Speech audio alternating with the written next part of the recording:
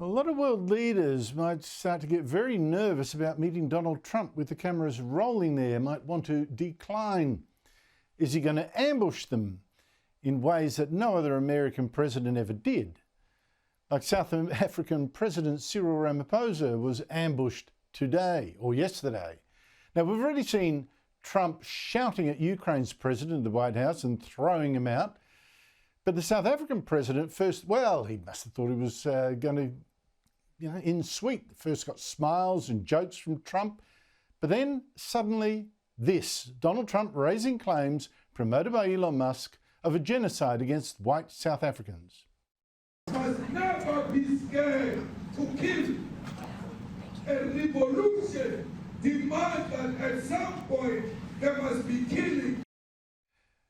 That tape that Donald Trump ran actually went for 5 minutes. Most of it like that ranting from Julius Malema, who's a leader of a radical South African party that got 10% of the vote last election.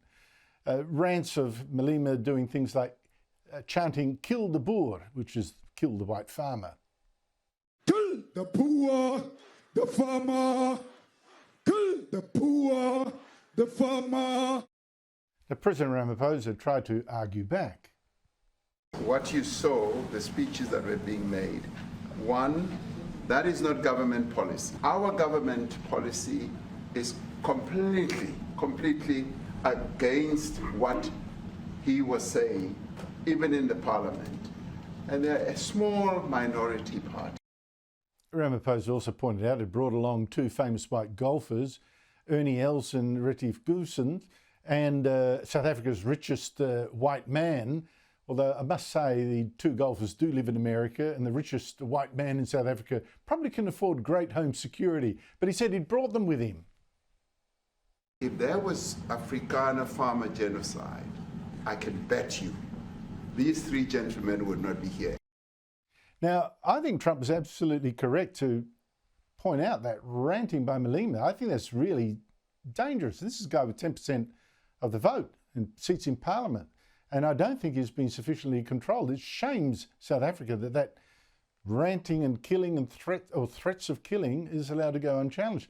And I have to point out other parts, though, of Trump's video were misleading. These are burial sites right here. Burial sites, over 1,000 of white farmers. No, they weren't burial sites. They were crosses put up for a protest at farmer deaths a couple of years ago. Although, yes, they were there to mark the deaths of farmers. And it's true, the white farmers have been killed in extremely brutal ways. Sexual assault, it's just too graphic to tell you. And some of it does seem racially motivated. But that said, the killings are going down, and they are absolutely dwarfed by the killings of blacks in this very corrupt and failing country with one of the worst murder rates in the world. There is criminality in our country. People who do get killed, unfortunately through criminal activity, are not only white people. Majority of them are black people. And that was an extraordinary ambush, playing 5 minutes of damning tape at the president with the press watching. But Trump is so convinced of this white genocide story pushed by the far right that he's let white farmers come to the US as refugees.